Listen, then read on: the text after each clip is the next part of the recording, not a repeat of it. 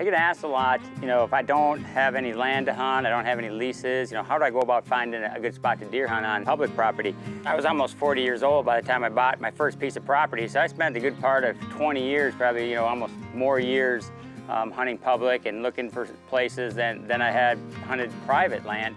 And the way to do it is I was from Minnesota, so I just looked in all the surrounding states. I looked in the Dakotas, I looked in Wisconsin, I looked at Kansas, I looked at Iowa.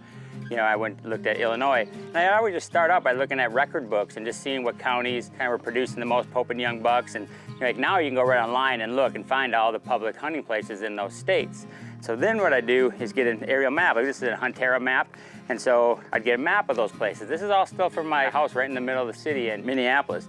And I'd look at some of those public places and if there's any fields on them or near them, and always look and get the contours on there, see where the ridges are. You know that deer are always going to travel not right at the top of the ridges, but just partially the way down to see if it had what kind of structure, and if there was any fields. Most of the deer would always come out the inside corners, and so you'd get places. I'd mark them on the map that these look like potential spots to look at, and then when I got them all on the map, I would make trips out there.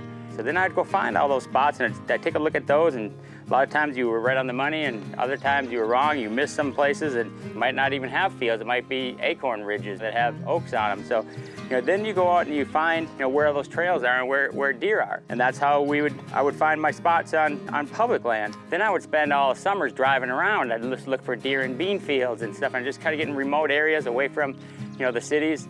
And then I'd just go knocking on doors. If I'd see a bunch of deer in a field, I'd go knock on doors. And of course it's harder now, but you could still find people that will let you hunt. If you happen to get permission on that place, okay, that's a place to start. When you have your own property, it takes a lot of work, but if you don't, it's not like you're just gonna walk into a piece of public land and shoot a good deer. It takes the same amount of work. It's just different. You're not in a tractor, you're not doing all that, but you have to do the legwork. So bottom line is, do your homework and you'll find yourself a good buck.